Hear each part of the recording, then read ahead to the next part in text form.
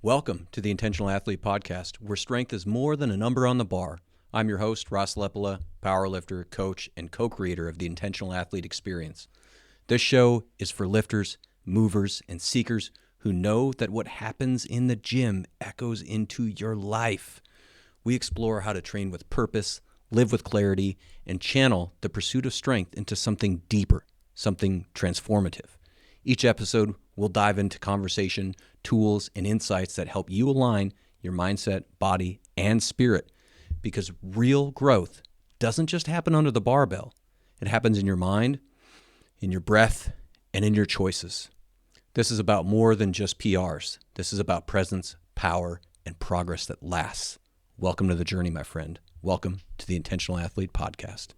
Hey, what's up, my friends? Welcome back to the Intentional Athlete Podcast. I'm your host, Ross Leppala. Today, I have a mind-blowing conversation on store for you with Mark Robb and Newton Cheng. Both Mark and Newton have provided such wisdom and wonderful perspectives and conversation in my life. I couldn't be more thrilled about this conversation and navigating a little bit of the unknown and not knowing what to do when there's not a goal or what's next. And honestly, it's okay to be a little lost from time to time. In fact, we're all lost at some point in our life, and there's nothing wrong with that. I think what's important to really dissect from a lot of this stuff is when we are lost, like what kind of questions are we asking ourselves so that we can continue our journey forward in a way that is meaningful and joyous and enriching to ourselves and our family and our community. That, I think, is what this conversation demonstrates a lot of, and like how to get there and some perspectives that can help. So I'm really excited for this conversation. It was fantastic, and I hope that you all do as well. So let's dive in with Newton and Mark. All right, we are off and rolling, gentlemen. Newton, Mark, I am so excited to dive into this conversation with you today. How are you guys doing? Mark, we'll throw it to you first. I got to navigate this. I've never had multiple guests at first. So, Mark, how are you today, my friend? Good. Just navigating the chaos. Yeah, definitely. Not here, but everywhere else. The world is chaos. Newton, how about you, man? How are you doing today? Yeah, maybe riffing on what Mark said, I'm at home hiding from the chaos. That's one way to put it. And so, whether it's the world or my kids are out of the house right now. So I'm doing good. My back is healing. Kids are doing well. Yeah, I'm in this early retirement phase where I'm trying to figure out what to do next, and so I'm just really enjoying the space in life. Yeah, man, definitely. That's awesome, and that's one of the things that brings us together today. Was you were asking me the other day about what's next, and you mentioned that you and Mark had got on a call and were trying to figure that out, and both of you found yourselves in a similar place of what's next in this pursuit of strength in your life and training, and there seems to be more questions than answers, and it presented a fun opportunity to hop on and record a podcast about what to do when we find ourselves in this place of what's next and goals aren't exciting to you and just kind of disorientated from the lack of direction and uncertainty. This was a scam that Mark and I came up with to get free life coaching from the wise Ross Leppala, and I think that's probably 50% true, at least in my case.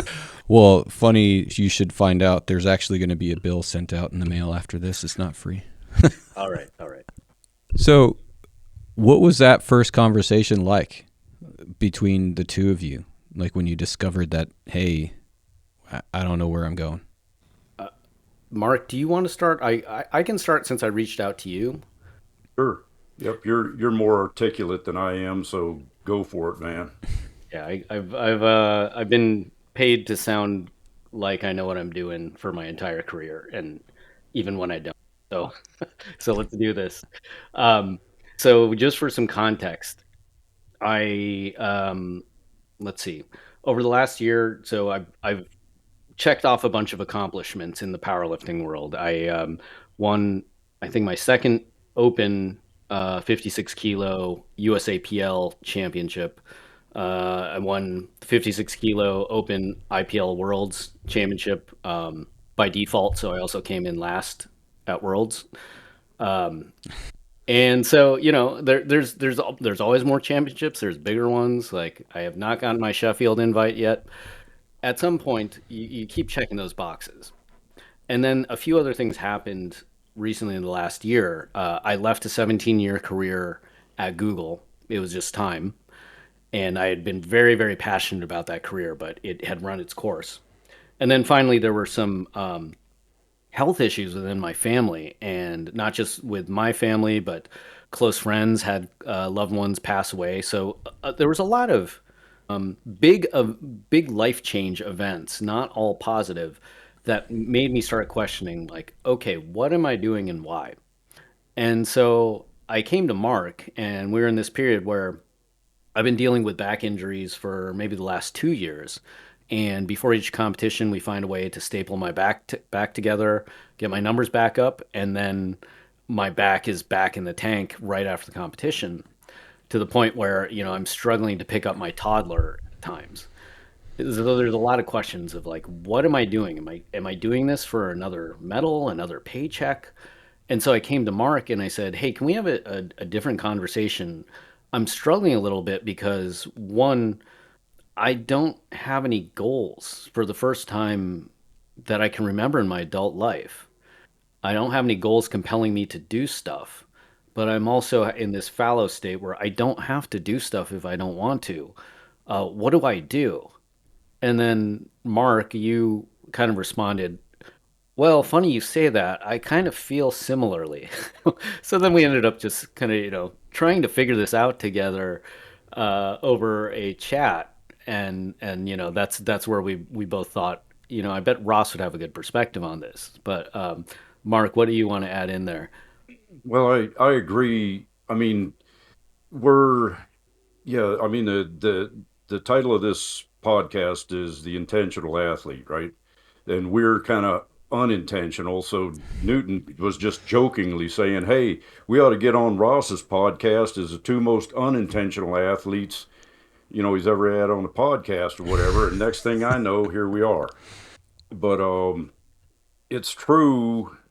Kind of where we are is has a lot of similarities, but I think they're for kind of for different reasons because Newton's a lot younger than I am. I'm now a M3B, and at some point, um, well, like Paulie Steinman said, I remember him saying at the World Championships, nobody gives a shit about the Masters.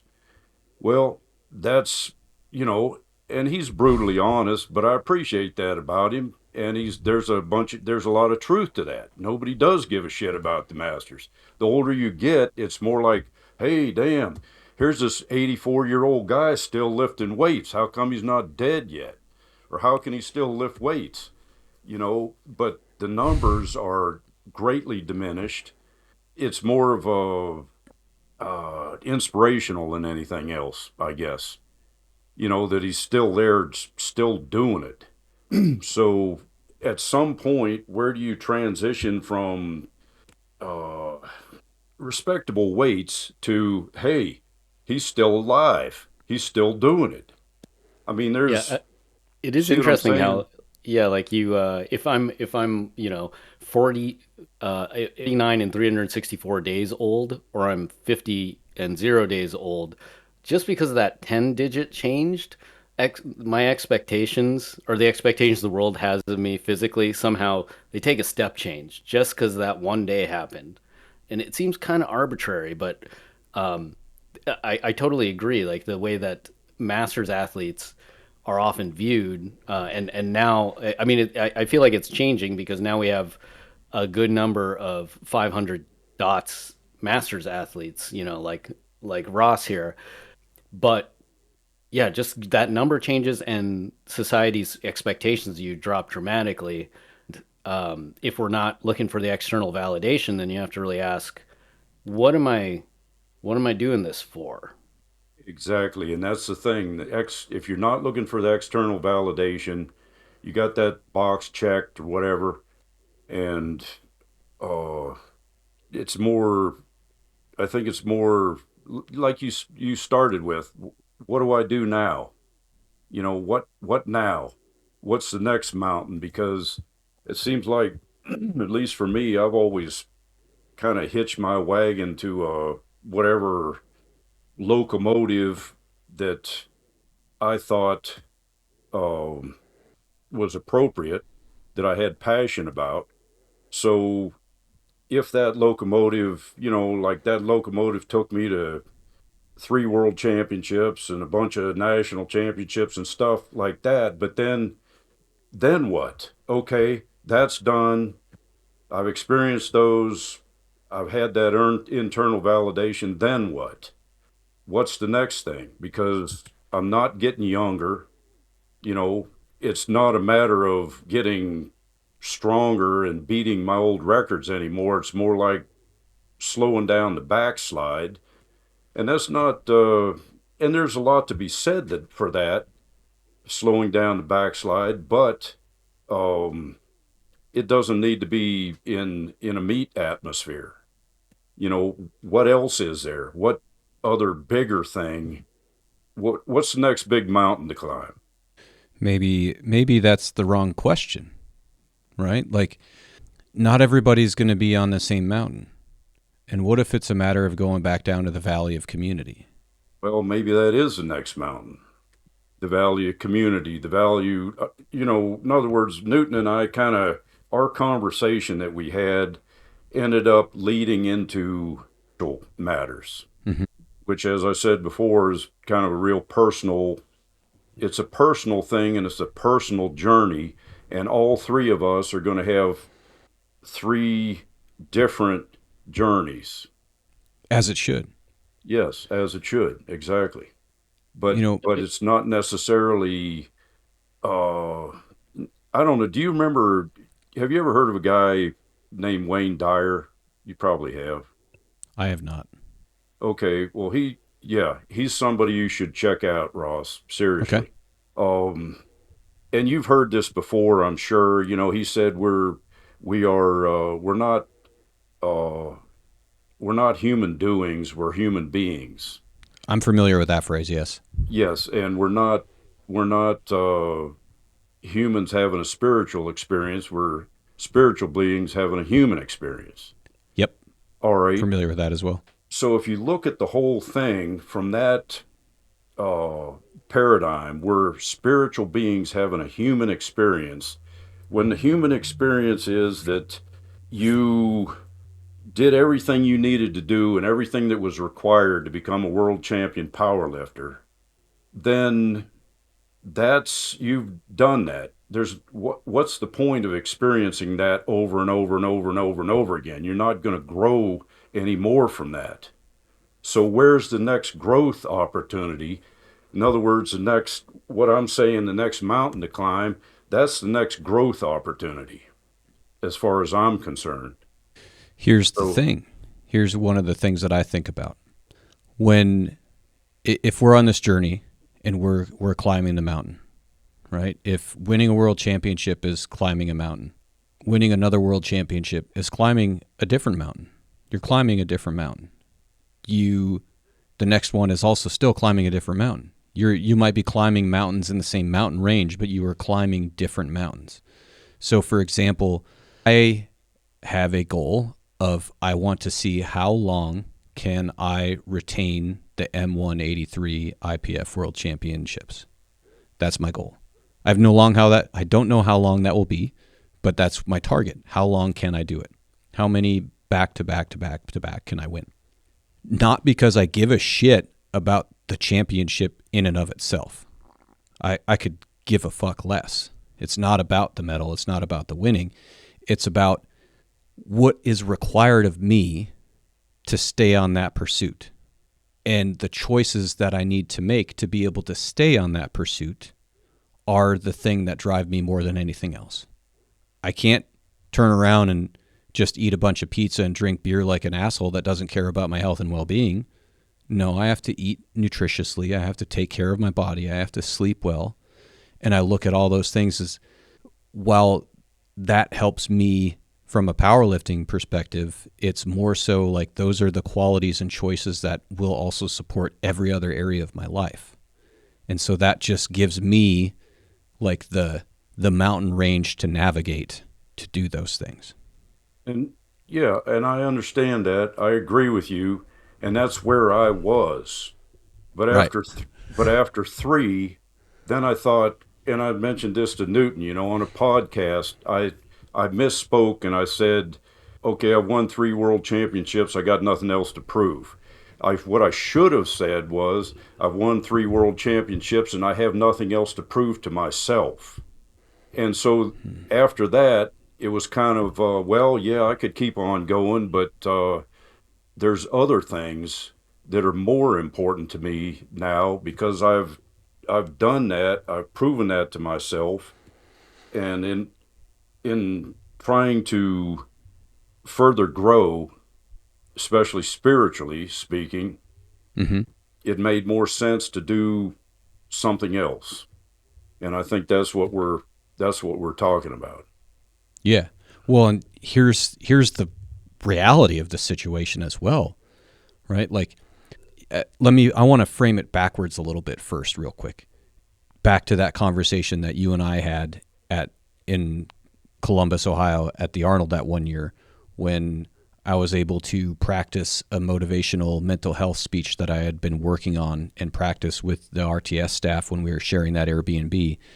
And that was before I ever started Project Unchained or the podcast or doing any of that mental health advocacy. This was like the start of it all.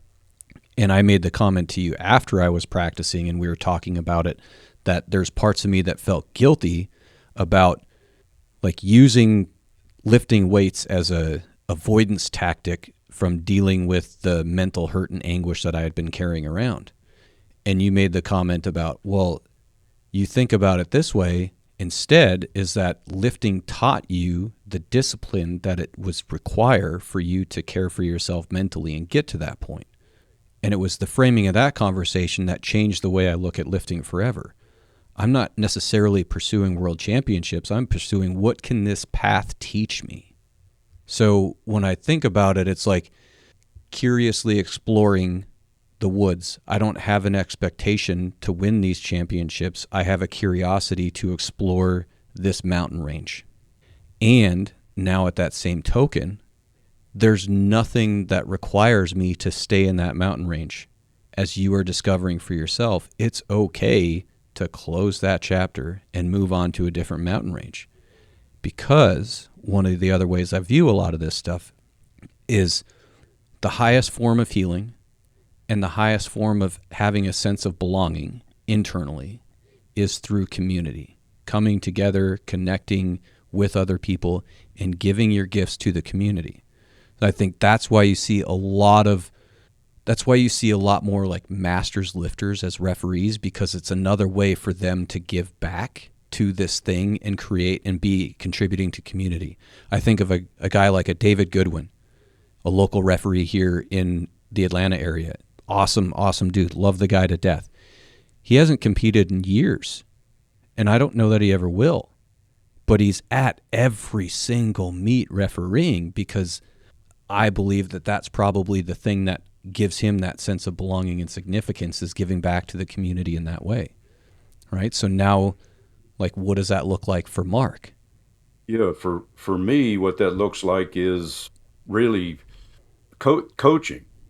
It's coaching for me because yeah, that's where, if I can help somebody else to grow and to learn certain things and values and stability in their life and and all those sorts of things, that's, to me, that's the ultimate. Right. So Mark, can I ask you a question? I ask you this as your friend, not your paying client. When you say coaching, though, and I think about, Ross, you're talking about curiosity of continuing the path. You've also been a powerlifting coach for quite a while. You know what you're doing. You've worked with a variety of clients. Do you think about coaching like powerlifting coaching, or is it more coaching towards other ends? Like what kind of like what sparks the curiosity when I say that? I don't think it's can be parsed out. I think it's one and the same. I mean, if you look at powerlifting, you know, obviously it's very physical, but there's a huge emotional component. There's a huge mental component. There's a huge critical thinking component. There's an intuitive component. You know, all these things. If you can develop, uh, I think people that I don't know, how do I say this kindly? If you're looking for somebody else to tell you what to do and you don't think for yourself, you're missing half of it. What if you're looking for somebody to ask you questions that cause you to think for yourself and learn ways of thinking for yourself and develop yourself like that, then you're getting more of the whole picture, you know. And for me as a coach, even if like it's the same old thing about, you know, when the student is ready, the teacher will appear, right? You might have to tell somebody the same thing over and over and over and over. And then one day, bam, they ask you the question that you've been answering already. Wait, what have you been telling me all these years? Is there something I haven't asked about yet that you're waiting on? You can just tell me. I take feedback really well. No, I think you're well beyond that. But yeah, I think that's it's Do you think so? If I pivot the conversation a little bit, I think Mark, you and I we're examining a relationship with powerlifting. A lot of what we're experiencing is kind of like life journey and stage of life stuff too. Like I'm a parent of young kids. I've been fortunate enough to be able to walk away from a pretty high pressure career and start to ask some different questions. Now, if I look at the powerlifting community, it's dominated by younger people in an earlier stage of life. And so, like, I really like this. We were talking about what's the next mountain to climb. Another way to think about it that I like is there's this author, Richard Rohr, who wrote this book called Falling Upward. And he looks across spiritual traditions. And what he says is the purpose of the first half of your, or what is it? The journey of your first half of your life is to build yourself into a strong container. The journey of the second half of your life is to fill that container with your true purpose. So now, if I look at the powerlifting community, which runs young, you have so many people full of fire trying to get that championship, that PR, that record, to build themselves into the strong container. It's like all the external validation that says, yes, I am capable, I'm strong, I can achieve. If I look at the people on this screen, we kind of did that, and now we're like, well, my relationship with this is evolving because I don't need powerlifting to prove that I am, a strong, capable person. I still like this sport, but it now is going to hold a fundamentally different place in my life. But if we keep hanging out with that community, the community is dominated by a very different type of energy. It's achieve, it's prove that I am, worthy, or prove that I am strong. But we all check that box.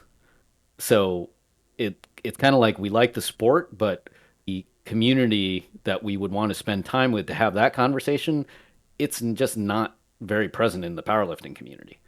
So, a couple of things come to mind. At least what for me, I was not in the state that you're talking about until before I actually won. Right? Like I got to that point where there's that container. I don't need to win. And then I did win.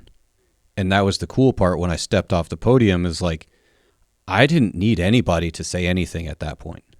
I didn't need that. Had that happened 5 years ago, I would have needed to hear all the good jobs and attaboys and stuff to validate what had just happened. And so that was like a really peaceful experience for me to not need any of that. Now, I will say that, sure, there's not necessarily a large contingency of the greater powerlifting community that is after the mental, emotional, spiritual growth component of pursuit of strength and more so the pursuit of PRs. And I agree, I think that's just a stage of life thing. And I think that's also where people burn out, is if they don't find a spot to transition into pursuit of those higher level things, they walk away before they would really need to. And it also depends on how a person starts to view competition. Do they view it as going there to be with their comrades and just can we max out and see how far we can push each other, or do they go there to win? Right? Like, again, part of the goal to see how long I can do the M1 category isn't necessarily from a I want to win standpoint. It is way more to do with like that just being a place to measure something. Do I need that? No, I don't need that. But it organizes things for effort, right? Like, does that make sense? Yeah, I think well, it organizes things for effort. I think the way I think about it, there's an emotional component to me where I'm trying to experiment and feel like I think there's a few different people in my brain, not in a multiple personality way, but there's still that young Newton who's like, we must win. We are not worthy. And I've relegated him further back in the bus. Yeah. But I do lean on that energy sometimes. I'm like, yeah, that's still there. It's still part of me. And so when I'm like, I need that burst of commitment to say, okay, if I can't get over this hump and get back in the garage and keep training going, like I will lose momentum. And so I do let that energy come out of like, I need to do this. I'm not good enough if I don't achieve. And therefore, in order to achieve this, like we need this plan to take us all the way to the championship. And but I also have to be conscious of like that can't be the main fuel source. And that persona can't be the one driving the bus. Right. So I think that's one of the spiritual opportunities for growth in a pursuit like this is, are you able to continue the pursuit in the present moment, or do you need to draw from the past? Because the past isn't real and it does not exist. Only the present moment exists. Right? And that's a spirituality, is being able to the power of presence. Being so present in the moment that nothing else matters. Is that a thing you should do or a thing you can choose to do? The way I think about it, I really like this quote from there's this author, Madeline Langle, and she says, I am every age I've ever been. And so on the one hand, I could say I want to run on a, you know, pure state of being where I am fully present in the now. On the other hand, I could say I'm most powerful when I draw on the multitudes of my experience, the past Newton, the current Newton, the future Newton. I just think So that go ahead, Mark. I was just going to say I just think that the physical strength and powerlifting, it doesn't even have to be powerlifting. Could be, you name it, whatever sport. Doesn't even matter. That's, as you said, a sort of the, I don't know, like the stabilizing force. It's very disciplined. It's scheduled. It's um, slow, incremental progression. But I don't think you can. I think you're missing out on a lot of life if that's all. If that's all, you know. But you can use that, I think, as a foundation for growth in other ways. Like personally, I used it. Uh, I used powerlifting to help me with controlling my emotions. I used to think. I mean, my first few meets, I was a freaking wild man. I mean, it's a wonder I even made it through the meets. I mean, I remember my good friend Willie Morris, who was, world class power lifter. He at a meet, he said, Mark, go sit down. You're burning up all your energy. You know, quit acting like that. And I wasn't. I wouldn't even sit down for the whole damn meet. I'm just so jacked up. Well, then I realized, well, you really only have to be jacked up for about 3 minutes in the whole damn meet, right? Three third attempts. Other than that, you're just burning up energy. So that's a real challenge to try to control your emotions to get up for a minute, do your lift, and then shut it down again and conserve your energy, you know, try to disperse stress, all that kind of stuff, anxiety, all the things that I know you talk about a lot. So that was kind of the segue into controlling emotions, and then from there, and of course, there's the mental component too, but the emotional component is huge, I think, which I think that also that emotional component also leads or segues into spiritual just naturally. Because if you start learning about spiritual stuff, uh, what you're hearing is a lot of stuff about how you feel, right? Yeah. I mean, there's no spiritual stuff. There's nothing tangible. It's all about how you feel and all that sort of thing. So I think if you're not paying attention to those things while you're doing whatever your sport of choice or whatever is anchoring you, you're missing out on a lot. 100%. Yeah, maybe. In Oh, go ahead, Ross. in the consumption of a lot of like spirituality and manifestation and things that confuse people that are a lot more just objective and don't get into the things like outside of the physical vessel, is that emotional component is the compass. It's the GPS system. And the way it gets described in some contexts is that the positive emotions is your spirit and your soul, like pushing you towards the experience that excites you. Like, this is, yeah, let's do this. And the maybe more perceived negative emotions is trying to get you to realize that there's something that's disconnected and or headed in the wrong path. And I love the fact that you use the platform to be aware of your emotions so that you can use them in such a way to guide you. Because I mean, in so many ways, we're taught and conditioned in a lot of ways to stuff our emotions away and not listen to them and not have them and deny them. And all that does is create disconnection from what they're there to guide us towards or away from. I I wonder. If I think about powerlifting in one way, it kind of gives you like a very unidirectional goal. So like your feelings, if you don't know what to do with them, it tells you like you just got to point in this direction. Like take whatever you need to. If it happy, sad, angry, etc., convert it Right. into energy. Point in this direction. A lot of the emotional training, I think, of the earlier days where you're trying to get your mindset right is learning how to do that, like, for better and for worse. Now, I think maybe what I know I'm struggling with, maybe what Mark it might be struggling with is now exactly what you were saying. It's like, well, let's say I take off the guardrails of powerlifting because my emotions are now saying like, yeah, we don't really feel like being in that container anymore. And, putting powerlifting aside, I got through, academics, my career with the same energy. It's like, let's define a unidirectional way to go as much as we can and then just pour it in there. And that worked really, really well.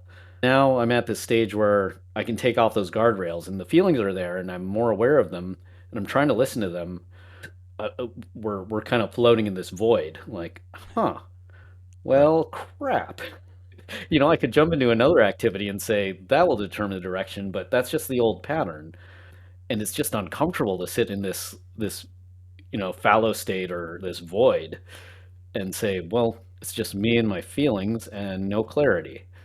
And I think what you said a minute ago hit the nail on the head about basically what you're saying is, in other words, to put it in succinctly for me, I lost the passion for powerlifting after the third world championship, and my passion started to shift elsewhere. Right, so passion shifts into unknown territory for me, which I think is what Newton's talking about as far as what the hell do we do now. unknown territory where I can't measure progress in or anything like that. It's spiritual, more spiritual growth that I'm passionate about.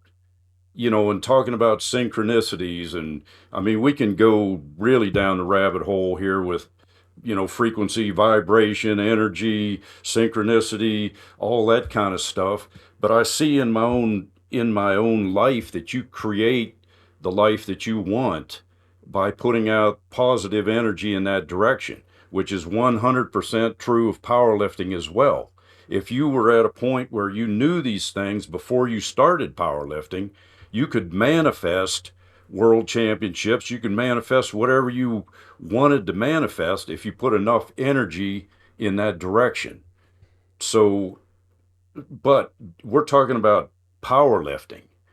There's a whole lot more to life than just powerlifting. What if you start manifesting your energy, or trying to manifest other things in your life? Say a real strong, loving family, and extend that out to community, as you said, Ross. Everybody, if you do a small kindnesses to everybody you meet and things like that, if you're that kind of person, if you can make yourself into that kind of person, what kind of life will you have? Yeah. See, and I think that's huge. And there's a couple of things to pull at on that. I think obviously we focus on powerlifting because that's the sport that we've chosen to compete in.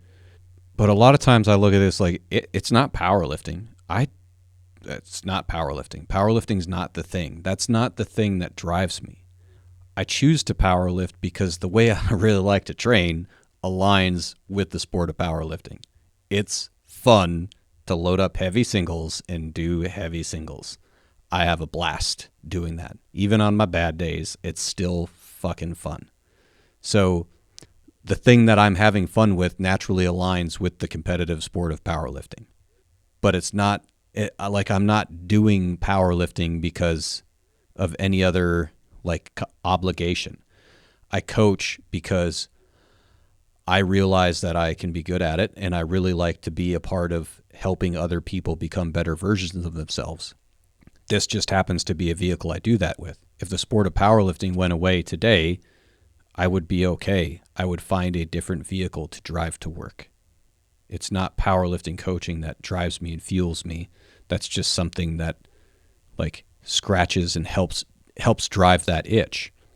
So if powerlifting is no longer that thing, cool. Nothing wrong with that. It's just a matter of, like you're saying, the qualities that contribute to that. Right. And not only the qualities that contribute to that, but also the qualities that you have to develop in the process of doing that. In other words, what you become in the process of pursuing this to the highest levels. Yeah, exactly. And so I think about stuff like that and what that's done for me in terms of building confidence, right? Here's a goal. Here's an aiming point. What can I do if I apply effort and believe that that's possible? And then I accomplish it. Whoa, confidence built. I keep doing that, keep doing that, keep doing that. And with the World Championship last year in 2024, I'd won that 5 years ago. I just did that to show everybody else, right? But I had been working on that manifestation for years. And that's the thing. I think the other spiritual opportunity that's there is your ability to create is there and exists when we believe in ourselves. And believing is a choice. Believing is 100% a choice. One of the things that was really neat that also solidified that was a week and a half ago, 2 weeks ago, I was listening to a Gay Hendricks book, The Big Leap, and he had the most beautiful explanation for why time doesn't exist. One, it's a construct, but this idea of quantum physics versus Newtonian physics and how time comes from us because we create it, we write the clock and all this stuff. And the limitations we create on our life by always saying, I don't have enough time, I can't do this, I don't have time to do that, I don't have time for this. And when we relinquish the fixation on the time and the language around the time It opens the door because time comes from us. It is not applied to us. And the next day after hearing that explanation, I was like, I'm going to start my day differently today. I'm going to start my day with more creativeness and what can I create? So like, cause normally my day starts with checking all my client emails and answering those. And I shit you not, I took the time to be creative and do an extra long meditation and create some content because my mind was fresh and it's eager in the morning. And I wanted to do that versus do the thing that's kind of like repetitive. And when I got done with that and I went to go check my emails for the first time since I started working for Reactive Training Systems, I had exactly 0 check-in emails. Whoa. I was like, damn, I just created that shit. I made the space for the thing that I needed to make space for, and it rewarded me. Well, kind of a little bit of a tangent here, but kind of not really too, is, and I know I've said this to Newton, and I'm not sure if I have to you or not, Ross, but back, let's see, it's been 26 years ago or something like that. I had an NDE like, if people don't know what NDE is, near death like, or ND, near death experience. So I had an NDE like experience, Mm-hmm. and it was fairly short, but extremely profound in that one of the things I got out of that was that um, I felt like I was home on the other Mm-hmm. side. I was home, and um, and I realized that this is all an artificial construct. Now, talk about blowing your frickin' mind. It's one thing going into this, I was basically spiritually bankrupt. Okay. That's Mm-hmm. the context, and then I realized, oh my God, this is all an artificial construct. And it's taken me decades to understand that. Using that framework is, Newton, I think the thing for you to connect with when you're talking about taking these guardrails off and feeling the void of that, like it's the same thing. You're taking the guardrails off, but now you are free to do and be and create anything. You're no longer confined to that container anymore. And so like that's one of the things that I'm trying to embody as well on this journey is like I have these things that I'd like to try and target and accomplish and things of that nature, but I want to pursue it without expectation, without attachment, because it's the expectation and attachment that creates a container. Whereas if I let go of those, I am free to create and contribute in whatever way comes up in the present moment. And like I've been thinking about that as it relates to RPE and what RPE does for you. And RPE is a beautiful slap in the face if you go into training with a bunch of expectations. RPE is not just a tool for auto-regulating your training. It is a tool to teach you to let go of your fucking attachments that don't serve you. And that is everything in life because, as people say, life is going to life whether you like it or not. It's not about controlling the outcome or controlling the situation. It's about controlling how you dance with it. Right. Doesn't matter what happens to you. What matters is how you deal with what happens to you. 100%. 100%. Yeah, I guess I totally agree with the feeling of freedom. And to be fair, like I've taken that freedom and I'm spending my days day drinking and watching anime, which it's questionable whether that's the best choice of how to use that time, but we're in a liminal state. I'm recovering from, some pretty deep burnout.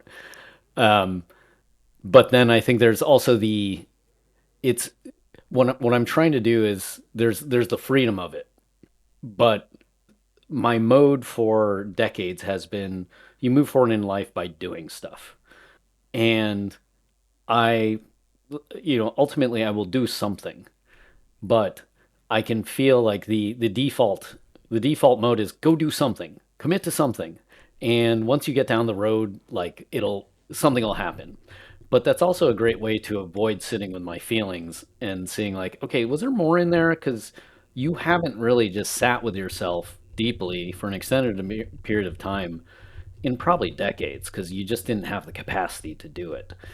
And so I'm trying to like the advice I got was leave the fields fallow, like an agricultural analogy of, like when in between farming seasons, you've harvested the crop, you need to leave the fields fallow to regenerate nutrients, and then you can plant the next crop.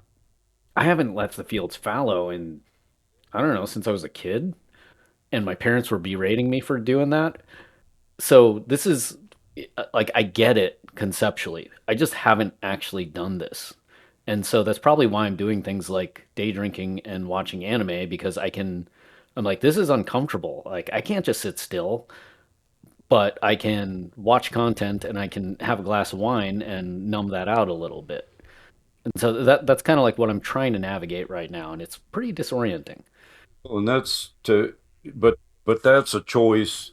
But you are doing. You're saying you're not doing anything, but you are making a choice, and you are doing something, and it's going to. It's probably something that you need to do, as you said, to move to the next thing. Yeah, I'm hoping in like, 2, 3, 6, 12 months I'll have this story to tell of like that was great. Like the fields are recharged. I get it now. But and everyone says that's what's going to happen, but when you're sitting there in the empty field, you're kind of just looking around me like it's just dirt here. Like maybe I'll just pop open another bottle of wine because I don't know what else to do. But I'm trying to trust the process. Normally, the process is do a bunch of reps of squat. I haven't gone through a process where it's like don't do any reps. So let's bring it over back to that conversation, or back to the point that Mark brought up, is that we're human beings, not human doings, right? And I think what can help us with stuff like that is what is the difference between doing and being? Doing is the action, right? Being is the way that you're showing up for the action. What energy are you bringing? What mood are you bringing? How are you choosing to show up? Are you showing up aligned with your values, or are you not aligned with your values? And if you can't identify your values, you're probably not showing up aligned with your values, right? So like, yes, like doing those things, and you are doing things, you are watching anime, but how are you showing up while you watch the anime? Are you showing up watching the anime being present with it? Or are you showing up watching the anime trying to distract yourself from something? Sounds like you're trying to distract yourself from something. So what you're likely feeling in this state of this void is the disconnection of not being aligned with your actions. When you say aligned, so nothing feels misaligned in terms of values, but is it more like I'm being present with what's going on in that moment? But the thing that I'm hearing is you perceive this need to be doing something Yep. from a place of avoiding. Um, I fear it's avoiding. I also am conscious of everything that I've achieved in life has come from doing, along with being raised to be, you know, that being idle is sinful is too strong a word. My parents never said that, but it was kind of implied. Like, why are you wasting time? Why aren't you? I remember when I forget how young I was, but my dad gave me a book called How to Read a Book. I think I was under 10, and I remember looking at him. This was just after he gave me The Art of War to read. I was just like, "Are you serious, Dad? Like, this is what we do? Like, I'll take a crack at this." I got to page 2 of that book, and I'm like, "Dad, I can't do this." And so that was just kind of like the way of being raised, where it was, for the previous generation, it was like, yeah, you do stuff, you that enables you to find better opportunities for the next generation to avoid poverty, which the previous generation experienced, and that was really hard. And yeah, you can talk about all that philosophical some stuff someday once you're financially secure, but we don't have time to think about that. Well, part of that is real. Like having a higher state of consciousness conversation is definitely from a place of privilege. Like we don't have to be in a survivalistic mindset. We're not trying to, hunt and gather our food or we'll starve tomorrow. But nonetheless, here we are. Yeah. So Yeah. I guess maybe it was the previous generation was maybe not incapable, but it was not prioritized to teach us what do you do at this point where I'm like, well, the fridge is full. We saved. Our financial spreadsheet. We hit our goals. What now? yeah, but Which again, back to this, like your discomfort with the void, Hmm. and feeling like you need to do something. If you do something out of obligation, you're not going to be being in that doing from a very good place. That's going to be from a low state of energy. It's going to be from a survivalistic standpoint and not from a higher consciousness standpoint. So I think that's one of the things I'm trying to like get at with the being and sitting in this void is the discomfort you're experiencing in that void and the feeling of need to do something. That discomfort is likely the disconnection of what you're supposed to being in that state. And there's some unconscious programming that's needing to be undone. Can I give yeah, a specific example to make it tangible, Yes. especially for your audience, which leans towards powerlifters? So, USAPL Nationals, 2025. So I was competing in the 56 kilo open. I was in prime time, so all my competitors had gone earlier. I was not up to my best, and two competitors were their training was going great. And so even though they didn't qualify for prime time, by the time had their peaks gone well and everything, I was very at risk of not winning. They unfortunately both bombed out, and so now I'm just sitting there in prime time, not at my best, knowing that I'm not going to put up a PR total. I'm trying to keep a good mindset and say, well, it's still an opportunity to do the best with what I have. But then emotionally, I remember I'm sitting back there with Coach John and Coach Andrew, both from RTS, and we're having a nice time chatting. And then at some point, I realized like, I got to get up and squat. There's this feeling of like, wait a minute, I love this sport. Why am I annoyed that I got to get up and go do my squat at the national championships for the open title? Like, that's a new feeling. Before it would have been like, I'm all fired up, let's do this. And this time it was like, all right, let's go do this again. And so it flipped from, for so many years, powerlifting was, I get to do this. Like, isn't this insane? This community has built this whole platform for us to express our strength and to strive, to suddenly, like, I gotta get up and do my second squat. I'm like, let me go get this done. That was very disorienting. Yeah. When your other competitors bombed, your community of comrades to elevate your performance was gone. Yeah. I mean, I think that was a big part of it, but now I'm trying to like figure out the next thing, and I'm like, I assumed once I had set a goal, the fire would come back, and like I'm using discipline and process to stay on track, but I can't say the fire's come back. the interesting thing to me, like I said when we started this discussion about uh, half my life has been lived without the internet. So to put things in context, if we were having this discussion in 1925, we wouldn't be having this discussion, right? We wouldn't, because who would even be talking about this kind of stuff in 1925, except for maybe some real fringe folks. So my point is, look how far things have come. We've come from, as you said, a sort of a survival mindset where don't care how you feel about it, get it done because we have to eat and we have to stay warm and we have to have a roof over our heads and all that kind of stuff, to now talking about manifesting good things and and frequency and energy and all that kind of stuff. And I see, it just seems to me that that's kind of part of this unhooking yourself from the freight train and being in a fallow state, to use Newton's term. That's that's what that is, isn't it? It's like unhook yourself from the freight train of getting do, accomplish, to okay, I don't have to do all that. I don't have to do all that stuff. I can start being and try to develop myself in that way, in the emotional way and in the spiritual way and spiritual ascension instead of just physical.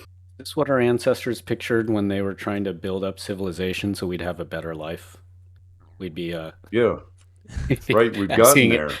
existential questions about lifting weights over some magical technology that enables us to communicate across the country in real time.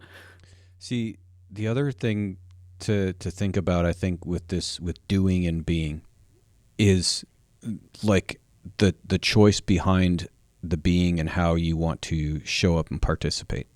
And we can relate it to some everyday tasks. No, like I don't love taking the garbage out. It's not my favorite thing in the world. I don't love cleaning the dishes, but I value a clean home. I value a home that is not smelly. And therefore, when I show up and I do those things from that state of being and values, the doing is effortless. It just happens. It's when I fail to be present with those values and that attitude of being that I'm resentfully doing those things. And that's when doing is stressful. That's when doing sucks. And what happens in those states is honestly we take it out on the people around us. And I think that can be one of the ways to relate to it. I I, I think I understand that, and I'm definitely I have my good moments and my bad moments. On like As we let's all just do. use the cleaning example is like a really easy one to get your head around because I hate Right. cleaning, but um, I love hygiene. So I think the thing I'm struggling with is it's again that fallow state. It's like again putting the anime and the drinking aside, this is a liminal state. It's um, the sitting in the in between state of like, okay, I'm not sure if I don't plan on retiring from powerlifting, but my old relationship with it is evolving and or falling away. It has not been replaced by anything yet. So it's just an empty slot, and that doesn't it doesn't feel sad or bad to me. It's more just uncomfortable. It's foreign. It's a very foreign feeling of like I don't have to do anything. I don't have to pursue. I don't have to achieve. But growth always is uncomfortable. Yeah, but I think all the growth before this was follow this plan, do the do the reps, achieve, look how you've grown, or it more fit that format. And now this is it's a different type of spiritual growth of like letting it happen, which my emotional reaction I was about to say was like I really don't like it. So that probably is my current truth with my relationship with what I'm experiencing. I'm trying to say it's just very foreign to me. Is it the uncertainty of it that makes you uncomfortable? Not so much. I think the way I would describe it is it's kind of like, I was a robot that was programmed to do stuff, and now the current phase of life, the command is don't do stuff, and I'm like, but I only have one instruction set. It's do stuff, and they're like, well, just give it time. The instruction set will rewrite itself, and so I'm just kind of sitting there, letting the instruction set slowly rewrite itself. But at the same time, that mode of do stuff keeps saying like, "Are you sure? Because we have this mode of do stuff. You're pretty good at it. Maybe we'll just do a little today. Like, or maybe you'll just take on this project. Like, that's like something I've had to guard against very carefully. Is people showing up with fun, interesting projects that could turn into pretty. yet all-consuming things that might short circuit any healing I need to do or personal growth. And it's very confusing to navigate.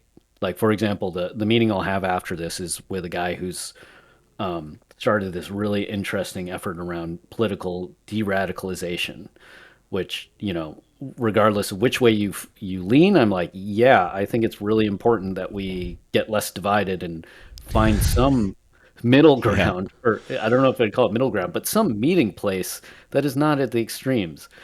And so I'm like, yeah, I need to help with that for, you know, for my children, for our future, for, the country and the world. But you should probably also sit fallow. So that's like the tension I'm holding, where it's like the world's not stopping. There's a lot to be done. Um, Hmm. but it's kind of like healing an injury. It's like, but I'm falling behind. Like maybe I should put in more volume. Maybe I should, stick with the program and just auto regulate more. Or maybe you should go cold turkey for just a little bit. Yeah. I mean, I don't think that there's anything wrong with taking a step back and doing nothing. I don't think there's anything wrong with not knowing. And I suppose when I think about what's the sign and signal to like come out of that state is like going to be the emotional excitement around something. And you know, the I guess as a lot of people say, you'll know when you know, and the answer will show itself to you. It's definitely not sure where I want to go with that. Here I Yeah, find myself in that fallow state. I think I totally agree with everything you're saying. It's like it's the difference between, like the way you're explaining is very clear and sounds very correct to me.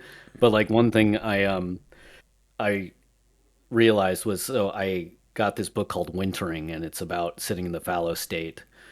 And I realized, wait a minute, I didn't want to sit in the fallow state, so instead I bought a book about sitting in the fallow state so I could read it and do something. And like you could Mm. argue, like, well, maybe it might spark um, some ideas, but if I'm honest with myself, I think it's reading and learning feels like progress to me, and so I needed to do something that felt like forward momentum, which is not sitting fallow. I'm In having a my problem. I'm having a problem with this fallow state, really, because not that you need to be doing necessarily doing something, but it seems like if you're forcing if you're having to use self-discipline to keep yourself in a fallow state, then maybe that's not what you need to be doing. Yeah, If there's I if there's something you're passionate about doing, why not do that? Yeah, I think going back to what Ross was saying about, like, doing something because you want to versus you have to. I think the trying to navigate this fallow state and understanding what I want to do and what I have to do is, um I'm struggling with that a lot. And I don't know why. It's like maybe again because I'm not setting any goals, so I can choose to do or not do anything. And I have denied kind of a lot of emotional signals for a long time so that I could achieve or get ahead in my career. And so those sensors are like all gummed up. And so now that they're the ones that are supposed to be guiding me through this fallow state of like, just do the things that feel aligned and don't do the things that don't. Um, I think I'm finding that way harder than I imagined it would be. So what if you were to kind of reframe how you're looking at goals? Because that's something that seems to have come up a couple of times during our conversation, is being goal orientated and goal driven. And it sounds to me like your goal setting is on objective outcomes that you can measure. What if your goals are around other more subjective, tangible, spiritual, being based goals rather than outcome from doing based goals? Say, If you say, set forward yeah, a say goal more. to, I want to, for the next week, I want to wake up in a good fucking mood. I want to wake up energetic. Let's go. I'm here for the day. Because I recognize in me a pattern that's like, oh, I wake up and I'm like, oh, I got to get up. Versus it's a choice. So if I choose to set that goal to wake up with more positive, upbeat energy in my mood, can I do that? Okay, I like that. So it's like the goal, I define it almost like how I feel experientially Yes. versus like I will have done this or yeah. That's interesting because I'm not fully in the camp of the F your feelings movement, but that sentiment, probably got me through a lot of my life up until now, where it was like, we don't have time to consider your feelings. You need to move forward on this. F your feelings. So the whole notion of what if my goal is to wake up tomorrow feeling great doesn't sound that radical, but honestly, I don't think I have ever thought that in my life. Okay. So then let's do a word swap and think about it from a feelings versus mood standpoint, right? A feeling is a temporary physiological response in your body that you feel the bubbling of anxiety or you feel the churning of excitement, your heart's throbbing, like you feel those things. Those are those feelings, right? Where your mood is more related to your state of being on a longer time frame. Feelings are very temporary, they ebb and flow, they can change like that. Whereas your mood, so I'm going to choose to show up being positive all day long. Even when shit's going weird, I'm going to be a positive motherfucker today. I think so. For that example, I think I'd have to interrogate that one a little bit. I think I've I've done that in some toxic ways. Being in the corporate sphere, being in like I can't show up in a bad mood around my kids or my wife. So I think I've done that in a very disembodied way. So I there's your goal. Can you do it in an embodied way? can Can I you shrink that embody the down? mood? Now that I've described that, I'm just like, no, I can't. That's daunting. If you said the one I was trying to think about, like I've woken up and thought about what I have on the dock for a day and said like, been really excited, like let's go. I think what I think I've maybe felt like this on vacation sometimes, but if I said, right, parenting challenges, etc., that's all the stuff that's still on your plate, could I wake up feeling serene? Right. I th- if I could I think if I could like reflect on that and find a path there, that feels like very unexplored and very desirable Yeah. to me. Here's a So good that example for you that was a big signal for me that I was like, yes, like all of this personal development stuff is like creating me into the place that I'm wanting to be. Was that year that I got invited to go to the Abs Pro, and I had arguably it is the worst meet of my entire powerlifting career in terms of outcome, attempts, numbers, the whole 9 yards. I performed like shit. I almost bombed on bench press. I made 5 of 9 lifts. I below the standard, all those things. No PRs, nothing. I was not proud of that meet. I was not proud of the outcome or the performance.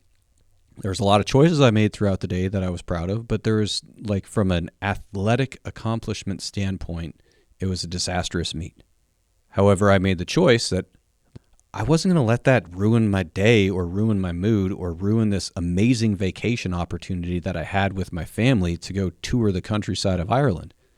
That would have been very low energy, very egotistical of me to allow that meet to transpire and carry my mood forward into and ruin a vacation for me and my family. So like it's that state of you can experience a colorful multitude of things. There's a speech in my Toastmasters group the other day that this lady gave a speech that elicited a feeling and a response in my body that I'd never experienced before when she was talking about her aging parents and helping them through this not so fun process of like moving into a nursing home and health is deteriorating. And the way she delivered the speech was, I felt both sad and soothed at the same time. I'm like, whoa, like here's this. It's not just one or the other. It's not black or white. It's the multitude. So you can feel upset about something and still be in a good fucking mood. Mark, you had something before I went off on that tangent. Well, all I was going to say is relating it back to the powerlifting foundation we were talking about, like fighting to wake up and be in a, I can't remember the word you used, Newton. Serene, Say again? serene state. Yes, serene. That's a single out of 10. So if you can only do a single out of 6 the first day, then do it. Maybe you can. I mean, if it's a single out of 10 the first day, I'm sorry, said that backwards. If it's a single out of 10 the first day or a single out of 10 and a half the first day, then maybe the next day it'll be a single out of 9 and a half. You Oh, know, and interesting. Yeah, I like this sliding scale because now I could reframe it as I was about to say, like, I've never woken up and set the goal, like, I want to wake up and feel serene. I have definitely set the goal, I want to wake up and feel less shitty. That seems like a single at maybe 5.5 or 6. Like, okay, can we get it to 8 where it's like, I feel fine. And then maybe we can get to 10. If Mark, if you know some way to peak serenity, like I'm all for it. Uh, I'm trying to figure that one out myself, buddy. If you figure it out first, let me know. Ross, Peak do you? serenity is Yeah. riding my snowboard down a mountain, man. It's to this day, like that's always been that I could go do that thing. I could go snowboard and there is zero thinking or thoughts in my brain. It is just a complete emptiness. And that to me is serenity, where it's like it's a total state of I'm riding down the mountain and the board is just an extension and it's just all reaction. I don't have to think like, oh, there's a rock, I better turn. It just happens. It just flows and it's like effortless. And I also like, in all honesty, like when we drop into presence and we drop into a very intentional state of being, that's when things become effortless. That's when doing and action becomes effortless and we don't have to put so much into it. It just happens. It just unfolds and it's so natural and aligned and wonderful and joyous. And I think that's where the spirit wants us to go, and that's where the emotions are trying to guide us towards going, is to operate and be in that state of being. I've really been trying to, how can I articulate this? Stuff happens all day long, every day, stuff happens. Some days are worse than others, but it's, some asshole cuts you off in traffic or whatever. I used to get freaking all out of whack about that shit. Same. Now it's like, another asshole. That's your problem. It's not my problem. That's your problem. You're the asshole. I'm not going to let you bring me down. And it's like that with everything. Go out, there's a flat tire on the truck, or whatever. It's like, happens. No big deal. It's just life. Why get upset about it? And Yeah. I've really tried to just, I'm really trying to just look at things that way, because if you look at it again from a spiritual standpoint, we're here for a reason. And if you're missing trying to grow from those opportunities, in other words, those are opportunities. Might be a whole bunch of little opportunities, might be one great big freaking opportunity. Uh, Whatever. You got cancer, something like that. It's all, they're all opportunities for growth. That's the way I'm trying to look at things now. Just completely reframe thing that I grew up believing, basically. Yeah. Well, it's beautiful because that's where, at the end of the day, you're right. Like all kinds of things in life happen. Doesn't matter what they are. Don't even want to label them as good or bad. They just are. They just happen. Flat tire. Somebody cuts you off. Somebody pulls over and helps you change your flat tire. None of it is good or bad. It just is. And when we let go of the attachment and we let go of the judgment, that's when we can experience being in peace and operating from a state of peace in the doing of whatever the task is. And I can totally relate to that, Mark. And sometimes it takes conscious effort from me on like, hey, calm down. This is not stress unless you create it as stress. But like working from home, and we homeschool, there's interruptions constantly. If I am so attached and engrossed, and I get bothered, I get interrupted, I then react to the situation in life from you're doing this to me rather than I get to do this. I only operate from that state of negativity because there's an attachment.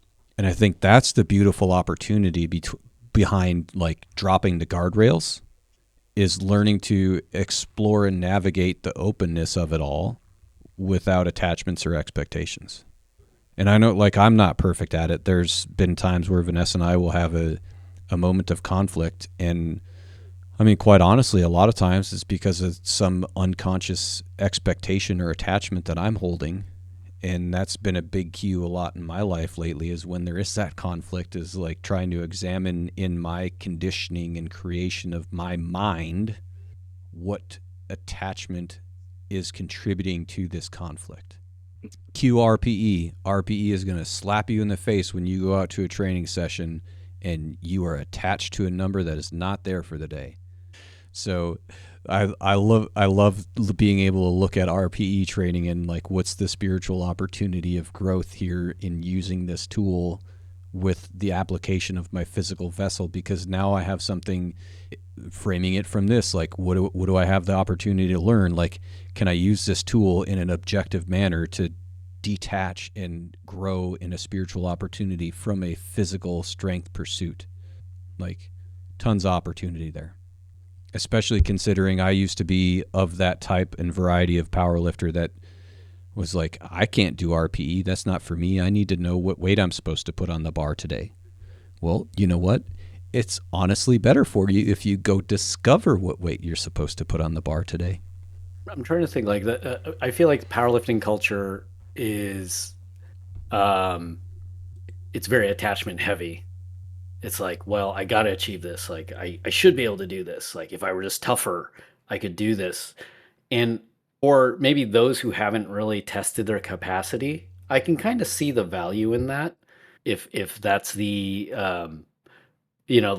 especially let's say you could be non-attached, but you, at some point, just a big weight will scare you. You can also use your attachment to say you know, uh, quit being a wimp, do it, go, you should be able to do this, maybe earlier in life, and really figure out what you're capable of. But I do see that the danger of that is that it becomes an overused technique. So I don't think I'm ready to say that. I think non-attachment is the way I want to. It's a state I want to further develop at this stage of my life. And looking back, I'm trying to decide whether being so attached to various things was good, bad, or just, I mean, it just is. But I'm trying to figure out, is that a good aspect, a bad aspect of the culture? Is it just both? Well, two things come to mind. First thing, how do you feel when someone does something for you and then they turn around and go, you owe me? Depends who, but like a contractor, I'm fine. But a Well, friend, I let's don't say feel I so do good. you a favor, right? Yeah, I come over to your house and I do you a favor, and then when I'm done doing that favor for you, I say, "Oh, Newton, you owe me ABC." yeah. I don't feel so good about that. Right, exactly. Because that is me showing up for you from a place of attachments and expectations, Mhm. right? And that's it doesn't feel good for anybody. Now, if it's a pre-arranged agreement, you need help, I need help over here. Can you help me over here if I help you over there? That's different. It's a mutual exchange, and then there's not that kind of energy brought to it. The other thing that was coming up for me, and I just lost it. I think that analogy breaks down for me a little bit because I have full awareness of the intention of that statement of like, you need to do this, like when it's an internal dialogue. So like if you were to do that to me and say like, now you owe me, I might be surprised and be like, what? That I was not on the same page here. But when I am saying it to myself, it's somewhere between tough love and toxic love to say like, you need to do this or we're, tough love might be like because we're committed to this thing, and toxic love might be because if you don't, you're not good enough. And all of that intention and dialogue is accessible to me, so I see like the whole conversation. Yeah. Yeah, I get that. I get that. The other thing that it came up for me, and that came back to me, that point that I lost. You're talking about like being scared about a heavy weight. Well, here's another opportunity from training that can teach us from a spiritual standpoint, from a how we show up in the world standpoint, is where is that worry truly coming from? It is a worry that you can do something about, or is it a worry that is outside of your control? So, for example, if we're loading up a heavy weight, it's not uncommon for somebody to worry about being hurt by that weight. Well, that's something you can do something about. That is a real risk that we operate and run with anytime we get under the bar, whether it's a max effort weight or a warm up. People get hurt on warm ups. It happens. So, what's within our control? The application of our technique, right? That is a preventative measure from injury, it's a risk reduction measure. So, there's something tangible and real we can do about it. Whereas if we're worried about missing the weight because other people in the audience are watching me and they'll think I'm a bad lifter if I miss the weight, that is not something you can do about. And that is a worry that you need to learn to let go of. It is an unwarranted, unhealthy, untangible worry. Yeah, I think the in under control, not under control lens, that makes a lot of sense. I think that's a really important one. Oh, for sure. I mean, it's funny that this came up because I did wear this shirt intentionally for today because it's framed around that very thing. And, Matt Gary's quote on the back of the shirt is focus on the things that you can't control. Everything else is trivial. And the first meet that I ever went 9 for 9 was when I first wore this shirt. And it was the meet that I connected with all of that finally for the first time. Was I focused on everything that I could control. I didn't look at the scoreboard one time during the entire meet until it was over. And like that was a big solidifying moment of like really shifted and changed the direction in a lot of my life, in all honesty. So that's what I think a lot of this stuff also comes down to, is like what is within your control and what is not. Letting go of the things that are not within your control. Attachments, expectations are all outside of your control. I'd like to add one thing to that, which is I've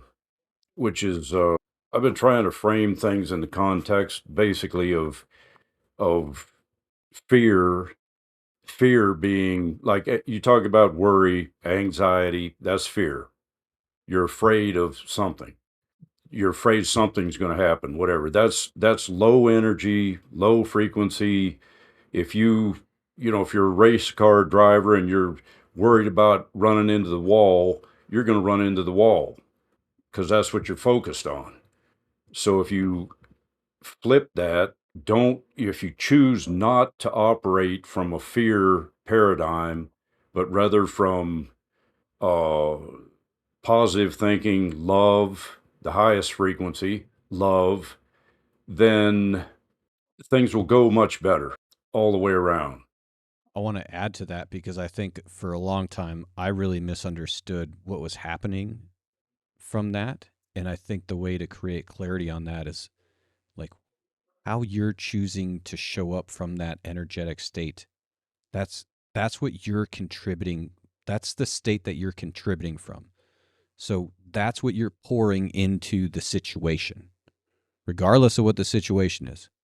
Whether it's a flat tire or somebody helping you with the flat tire, and it's an ideal situation or a less than ideal situation, how you are showing up from that place of love or place of fear, that's what you're pouring on to the situation. Absolutely agree. Absolutely agree. Newton's thinking there. You're on mute, Newton. Maybe a year or two ago, I was totally on board with that, and now like I've been reading a lot about this field of therapy called internal family systems, where I was talking about like there's the Newton who must achieve, and I spent so much time like trying to banish that guy, saying like, well, you're trying to do this out of fear, out of like self-worth issues. You just need to like get out of my head. And internal family systems say like, no, that Newton doesn't need to get out of your head. You He actually has some superpowers. You just need to make sure he's not the boss. And so trying to I've been playing a lot with the mindsets of, can I let that Newton, the one who struggles with self-worth, say like, yeah, okay, I need that boost of motivation today. I'm going to let you take the wheel, but I'm not going to let you hold on to it, and I'm not going to let you be the boss. And can I acknowledge like that's part of me, like that Newton is born out of many experiences and stories I told myself for years. I could try to unwind that. Maybe it'll disappear in 30 years. Today, he's very present and real for me. And so, can I instead just give him a job to do without giving him too much authority? And I'll say it's not working, and I don't think it's poisoning me, but I honestly can't tell. I'll report back in about 3 months and let you know. But it's been a very interesting experiment. Like I think where I really started to dive into this was through powerlifting again. When you get to the third deadlift and you have to pull for the win, you're like, well, let's scrape all the emotional energy I can out of my psyche and put it into this lift. And there's a lot of positive, there's a lot of negative that comes out, at least for me. And a lot of stuff that like I just don't want to acknowledge or experience day to day because it's dark and it does not feel good. And I don't want that in my day to day experience or anywhere near my family. But I can get it out during that, hopefully fairly short lift. And then I put it away again. And when I started powerlifting, it kind of came out like opening Pandora's box. So it was like, oh, there's a lot of dark and anger in there. Now it comes out much more like an acknowledged. It doesn't come out like a surprise, like like toxic sewage just spilled everywhere. It's more like, there's your I'll use a different analogy. You have your friend who always loves to get into bar fights. You don't want to get into a bar fight, but let's say a bar fight pulls you in, like you'll probably tap that friend on the back and be like, okay, like I don't want to do this, but it's happening. So get out there. And then you tell him like no more bar fights after that's done. That's kind of like the experience. It's like a superpower on demand, but I know it's there, but I keep it in its place. So how is that counter to what Mark or I were just saying? I think I don't know that it's counter. It's maybe addendum, where I do believe in general, if I can live the life I want to live, powered by love, aspiration, hope, positivity, that's the way of being I generally want to experience. Right. When there's something that needs to be done, like I got to PR this deadlift, it's kind of all hands on deck. Right. Gotcha.